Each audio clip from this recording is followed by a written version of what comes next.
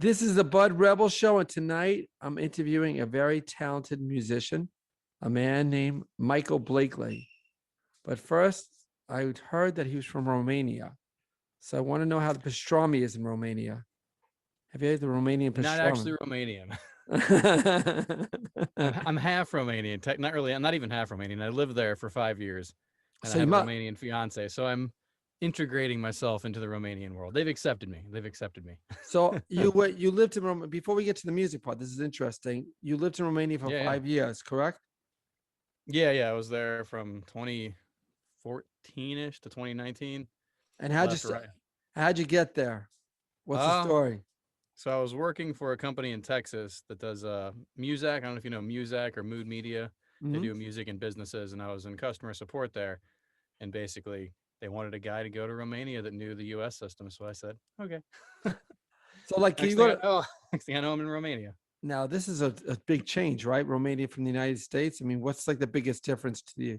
If I decide I want to go to Romania, what's the biggest thing I'll notice? Honestly, I mean, this. I mean, you live in a. It depends on where you're from in the U.S. Really, because I wasn't from a big city. I mean, I was from St. Louis, Missouri, but I never lived in like a heart of a downtown where there was public transport and I didn't need a car. So that was my biggest thing was you don't need a car to get around. The public transport was pretty good, and then yeah, most people spoke English. The food's really good, so There's I no guess the there's no special food in Romania that you say I miss my Romanian food. Is oh yeah, anything? there's plenty of that. There's What? plenty of special food. Okay, if I go to Uh, Romania, what's the best dish to get there? oh man, there's so many. So if you like meat, there's these things called meech. It basically means littles in Romania because meek is small and then meech is the plural, and it's just these little sausages that you eat with mustard and beer. They're Wow. amazing, and they've got a lot of good chorbas, which is like a sour soup, but they're just kind of like a heartier soup, and there's like a chorba de fasole, like bean chorba. There's meat. There's a cow stomach chorba, which I really like. Uh, I don't know if you're a fan of weird foods. That's that hits the weird angle. That is definitely true. yeah, yeah. The rebels. So one of the reasons I'm bringing that up is because as a musician, as an artist, some of the things that go into your head and your mind are from what you see. So going to a different country, you take in different flavors, and that might add to the type Oh of yeah. music you do as well. So, can you tell me how that might affect the type of music that you produced if you didn't go to Romania versus now? The sounds any different or the words?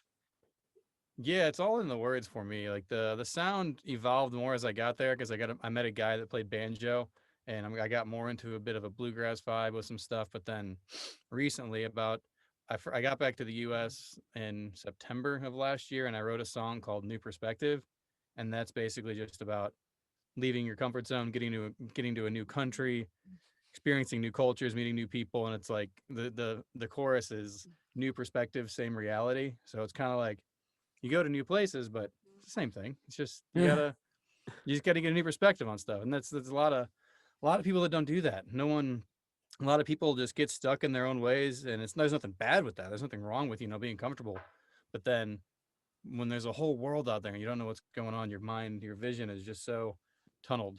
exactly. And that's what's good as an artist that you get to. That's why I guess it's good as an artist that you travel to different places and meet different Yeah, people yeah, because it helps your perspective and what you can write and what you can put together. So your music is more yeah. like a folksy type music, in other words. Yeah, it's kind of like a folky alternative rock. I recorded with the album I'm releasing. I have 3 singles out now, and it's got electric guitar. I play acoustic bass guitar and vocals, and then there's a lead guitar, banjo, drums, and keyboard, all done by my friends in Romania.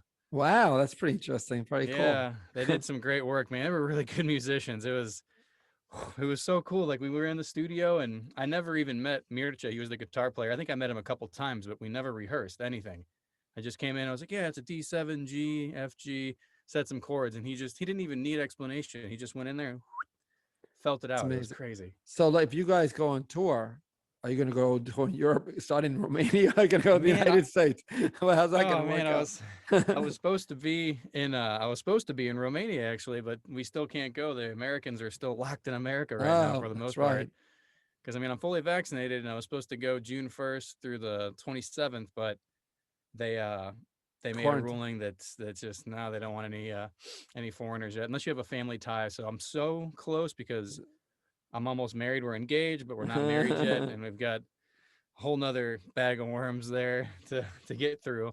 until I can fully, get over there. But yeah, they want to come here too, man. They really, that's their hope, is that I can get some shows and get some gigs and get a booking agent and whoop, bring them over to America. So this is your first album? How many albums have you done This already? is my first one. I've played in a band before this. We released one album called Mind at Large. We released like an acoustic, unplugged type of vibe thing. But yeah, this is the first time I've put out some music that's all me, all original. Because I was mainly the band I was in previously. I was mainly just the songwriter, but also the lead guitar player. I wasn't really formulating the lyrics. That was on my buddy Brian. He's a really good lyricist. But then he went to Taiwan. I went to Romania. Split a little bit, a little Yeah, split different. a little bit. And then he started a band in Taiwan actually, and he was playing what were they called, twang over. So if you want to hear some funny country rock and roll, twang over. They played in That's Taiwan and they had some really good really good music. They liked him over there. that's great. That's really cool. So my question also is like, how do you make money in this industry? Are you making? Are you able to break in? Because there's so many artists out there, and not to say how do you have a difference? How do you get your word out there past the Yeah. climate? Like right now, I'm still not a fully sustainable musician. I like my first album, so I'm still kind of getting my brand built and everything. But I'm a voice actor and a copywriter, so that's kind of what I'm doing for income. I also edit podcasts, and No, actually going to be hopefully starting a podcast doing something similar to you, where I'm interviewing all my artists and friends in Romania and all over the place. So that's cool. Oh, my that's kind of competition. Oh, nah, not competition. I was. That was There's my next thing. I was going to do all Romania. All my whole I acting was. knew it. That's it. You were my first Romanian starter interview. I don't know what happened there. But yeah, it's like I need to do. I'm focusing on now is just getting back into shows now that live music's back. I played a gig the other day. I've got a few more booked this summer, and then yeah, I'm not really fully sustainable yet, but my plan is eventually, once I get this album out, I want to go in and do an acoustic album on my own, since I don't have a band here right now. I kind of want to get an acoustic album out. That way I can kind of work with a promoter or a booking agent and say, here's what I can do on my own, and try and get on some gigs and do some touring. So you said So the other way you were earning income was voice. You said voice head. yeah, voiceovers. I do voiceovers for commercials, Really? animation. Do we know any of the voices you can I, share with the I've audience? I've done a Durex condom commercial. Well, you That oh, was my really? first big commercial gig. No, I get the And big part about it, but I don't know about the commercial. yeah, no, I haven't. Sorry, PG audience. All right. So what you have your voice? When you do a voiceover, do you change your voice like deeper or lower? Do you have Yeah, it depends. Like my range is pretty much like right here is kind of my lowest with comfortable conversational range. But if I need to get lower, I'll get into the mic and kind of really dial in. Or I can get high and I can go like this and talk weird, but I don't know. So it's kind of depends on the character. It could be like a goofy guy and you talk like that, or you get a New York accent. I don't know, whatever. So so wherever you really want to go with it, depends on the and character. and how do you get gigs for that? How does that come about? Voiceover work. Audition. Oh, really? It's a lot of work. I'm still becoming like a full-time voice artist, so I've got multiple different things that my hands are in that are keeping me afloat. And it's a lot of connecting with video production companies and casting directors, and basically they'll send you a script and say, here's what they're looking for. You send in the audition, and yeah, then if they're going to listen to hundreds of auditions, maybe 50, maybe they'll get picked, and if you do, then bam, you've got the gig. But then there's other ways too. There's other That's like the auditioning world, and then sometimes you can get a recurring client that has like business explainer videos where you work with them once and they love what you do, then you get them coming back. So that's the kind of goal, is to get some of those as well. So you have an agent that represents you, or you do this all on your own? Get these gigs. I have one freelance agent that I work with, and I'm trying to get some more, but I'm more focused on music right now. I've been actually taking guitar lessons again because I kind of reached a I don't know if you're a musician at all, but I kind of stopped at a certain point and didn't really go up further. I So play in I the shower. I'm a very good, play in the very good. shower. I'm a very good singer in the shower. I sound really good. Hopefully you're not plugged in. That's dangerous. But yeah, it's mainly I'm mainly focusing on music now. I'm kind of That's what I'm trying to figure out, is how much energy I need to put into these certain endeavors. And because my heart is with music, it's 100%. I want to have a music career, and I'm not going to keep trying until I've reached okay, you can't make it, or you're not going to have one Well, I heard continue. someone. I interviewed another musician, and they actually did like ads for commercials and stuff. Was that something you would consider doing if just Well, you think that's quote the sellout, or would you do something like that as Oh well? no, like license, like sync licensing for Yeah, music. yeah. Yeah, no, that's something I'm trying to work on right now as well. Like I've only released 3 songs, and with that, it's kind of connecting with different music licensing managers and different library coordinators. So they get so many songs, and there's certain they all work off so many different ways. So no, that's not selling out at all. I think that's a cool way to get It's- your music heard. I think it's changed a lot. It's a huge opportunity, and it's something I'm still kind of wrapping my head around with it and trying to figure out. I know the people I need to talk to, but I'm trying to figure out the best way to get in front of them. So So I don't hope this is not too personal, but when did you start working? And you seem a little older than the average rocker musician. When did you start actually decided this is your career? uh I mean, I've played music since I was 15. I'm 32 now. Like I started playing guitar at 15, and it's been I don't know, I played in some bands while I was living in Texas, and then I've always played music. I've never really taken it as serious as I am now with recording and kind of getting out and putting my name out there. So, So that's a sort of cool Bud Rebel type thing where you decide to like say, you know what, I don't care. I'm 30 years old, I'm going to be a musician. Like at 40, let yeah. me just tell you, at 40 years old, I decided to make a film. So who cares what age you are, as long as you Yeah, decide you dude, want to age do is it. just a number for me, man. It's just if your heart's in it, that's all that matters. Yeah. And then you have to hopefully the fans like it too. Yeah. It would help out a little bit.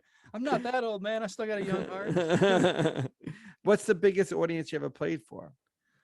Let's see. Well, if it was in a band, I mean, back in Texas, our band had some pretty good shows where it was like a couple hundred people, so nothing over the hundreds. I haven't That's reached good. the thousands yet, so. Right. But it Right. was cool whenever you get whenever you get a big stage and you're like, oh wow, there's a lot of people here. It's a cool feeling. So, my dream is to get my name on the festival, and I played one festival in Romania. That was cool. That was probably my biggest solo gig stage was in when it was in Romania. There was a street festival, and they had just closed down 2 different streets, and there was a bunch of bands, acoustic musicians, all kinds of different stuff, and there was Yeah. just people everywhere. It was really cool. Jazz. I don't know if my geography is right, so I'm not sure about that. If I remember, isn't Transylvania? Mm-hmm. It it That's is. correct. And were you there? I've been there. I didn't live there. I lived in Bucharest. That was in the capital. So you went to They, Trent? Did you go to the Dracula Castle? yeah, it's overrated. They're actually they're actually giving people vaccines in the Dracula Castle now. Really? With Yeah, blood? they they called it Vlad the Vaccinator instead of Vlad the Impaler. So I that saw an so article so over it. you went in that castle is like fairly old, if I remember correctly. Yeah, Dracula. yeah, it's very old. But then there's a lot of other very pretty castles in Romania, like Pelish Castle and Pelishore. Those are 2 different castles. I think those are in man, Sibiu. I forget which city it was in, but those castles were gorgeous. And yeah, Dracula's castle's pretty, but it's been commercialized, I guess, because of Do like people stay over there, or was it just like you just go to visit it? People go like go for uh tours, or what is it like that place? I think it's mainly just tours. I don't think you can stay in there. There's different hotels in the town. I don't think you can actually stay in the castle, but there's different hotels in the town. Like, no vampire bats. Yeah, no vampire bats. No, all right. I only got bit once. So All you gotta do is get bit once. So, exactly. so other than this, what other work do you do? Do you do something to make a living, or this you just totally gave into this whole thing? Oh, like I said, I mean, I do copywriting, so that's like a lot of what my income is copywriting, voiceovers. I do podcast editing for a marketing company as well here in Westchester or over in Westchester. I work with a company called Shark Creative, and they do some podcasting in that area. So I edit those. What else do I do? I have a You friend dance. here who's starting a video production company, and I've been his on-site audio guy. So it's like a lot of different little things are happening right All now. over the I'm place. That's kind of figuring out what's gonna take off first. Like copywriting's keeping me very busy, so that's good. And I'm good with words. I love writing, so that makes me happy, and I can do that from anywhere. So that's right. really what I like about it is I can be mobile and I can just type away. So when you get a song, like how long does it take you to get it from the start to finish? If a song's in your head, Uh, what's the longest and what's the shortest it would take you to make a song from? the shortest is probably when it comes. Well, it depends. Like a lot of the times, I'll write the lyrics first. Like for example, one of the songs that's out right now is called "Juya Mawingu," which means high above the clouds in Swahili. I hiked Kilimanjaro, and I wrote a song about that experience. And I basically I wrote some of it on the mountain. Like I gathered the ideas on the mountain. I wasn't writing the song per se. But then whenever I got back to Romania, I got out of my cab after spending a month just in Africa with no phone, and I just turned it off. I was like, no technology, screw this. Got out of the cab and I was like, I'm back in the real world. Where have I been? And that's the first words of the song. And I wrote that literally walking up the stairs. I just typed out the entire song, walking up the Wow. stairs, and then I Wow. picked up my guitar. It's usually how it works. Like I'll do it very quickly because the words, like once they hit me, I just go. Sometimes it stops, but most of the time it just comes out and I'll go like verse, chorus, verse, chorus, verse, chorus, just to get the bones of the song written. And then I'll go back in and kind of fine tune ideas and think of, okay, let's have a fill here. Oh, I need a bridge here. Like today, I wrote a song months ago and it was verse, chorus, verse, chorus, verse, chorus. But I was like, oh, I need some bridges in there. I need a change. And I was learning a Paul Simon song and I really like this D6 chord that he had. And then I started playing that, but my song has a capo on the guitar. And yeah, then I wrote a bridge for it. So it's So kind some of song, depends. so basically the basic part of the song gets you really quickly, but the Hmm. development of the song could take months later. You may not Yeah, get to, yeah, you may not get to finish it till it's over, till months yeah, later to yeah, get all the pieces together. yeah. And sometimes it just, boop, those are the best when they come out and you just know it. And you're like, ah, Did you yeah, ever, do you that's ever it. write it? You ever write a song and just say, you know what? After you write it, like, I don't like this. Just throw it Oh away. yeah. I never throw it away. I'll reach a point where I'm like writing and I'm like, the words aren't coming. So I'll just, kick it to the side and come back to it later because I've got too many notebooks filled with random poems and random lyrics that I need to go back through. But yeah, I never really kick them to the side. I never break up completely with the song unless it's something that is just either personal for me that I don't want to sing anymore or I just don't like the idea. But for the most part, I'll keep it on reserve. So when's the wedding date? God, you tell me. Oh, hopefully by the end of next summer, like we have to go through a visa process first because my fiance is Romanian and there's a whole immigration thing we have to go through. Then we can talk about a wedding. So got to figure that out first. All right. Immigration So, sucks. so 5 years from now, where are we going to see you? Man, the hope in 5 years is I'm going to have a lot of music out and I'll be touring solo and with a band and I'll have a music career or be very much I'll be playing gigs with touring artists or not even just touring artists but actually play a gig that's going to be ticketed with promoters and booking agents and that's where I want to be being yeah, that's hopefully like the next year or two goal but that's hopefully where I see myself in 5 years. I'll give myself 5 years to accomplish that. Mike, I want to tell you, it's inspiring that we have somebody who's gone to back into the music business at a little older age, and it's really gung ho about it. I think that's great. I think it's really powerful as an artist, and I wish you all the best. It's really a pleasure being speaking to you this time. Thank you, bud. And yeah, and Mike, I wish you all the best. God bless, Mike Blakely. Thank you for Thanks, having us man. on the podcast. Thank Appreciate you. it. Thanks for All the talking to me. best. Take care. Bye bye.